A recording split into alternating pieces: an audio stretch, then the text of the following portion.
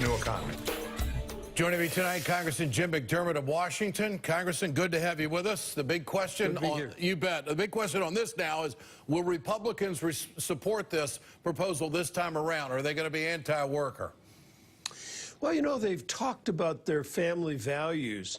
And I think, Ed, that if they really take those seriously, you have to look at the real American family that's working today, where most of the time a woman is working. So there's no one to stay at home and take care of a kid who's sick without losing a day of work. Or if you are sick, you're going to lose a day of work because you have to stay home. There's sometimes you shouldn't be at work. You ought to be home because you're going to infect other people. So everybody wins with this policy, and I think the Republicans may see the good sense in it.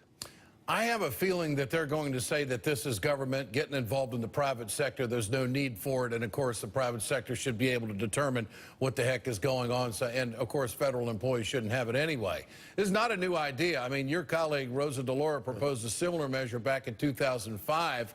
Why hasn't it picked up steam? Why does it take the president to do this?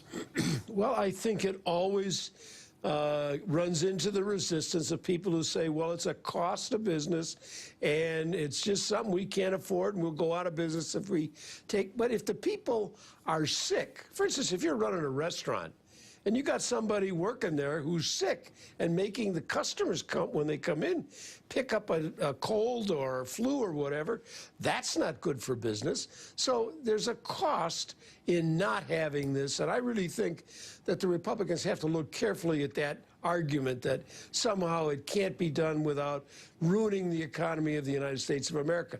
They have it in every other industrialized country in the world. Well, so it makes no sense. That's the point I was going to bring out, is that the United States is the only industrialized nation in the world that does not guarantee workers this benefit. Now, do you view it as a benefit, or is it a necessity? How do you view this? How would you, what terminology would you put to it? What definition?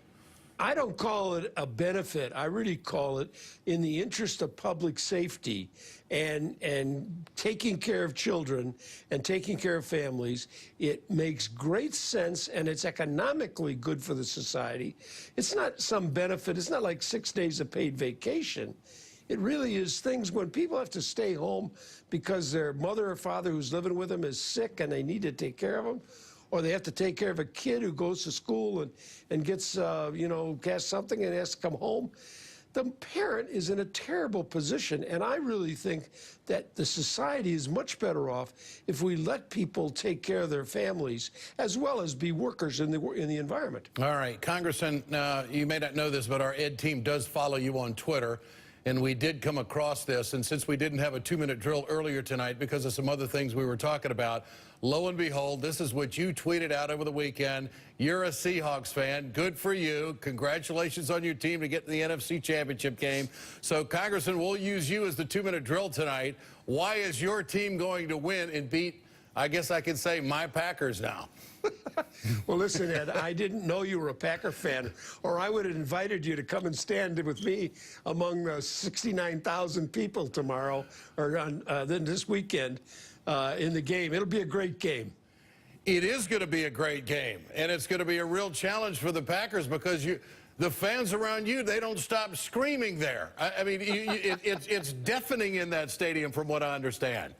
It is. I wear earplugs. In fact, I had 2 sets of earplugs in. It is really, it takes you a while to get back to normal hearing after the game is over.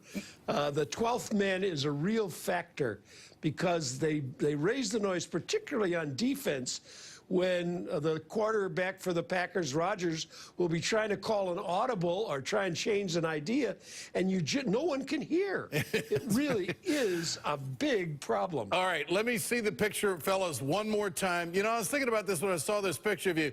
You put on a Seahawks coaching shirt, you could pass for possibly the defensive coordinator, you know? I mean, you're fitting right in there.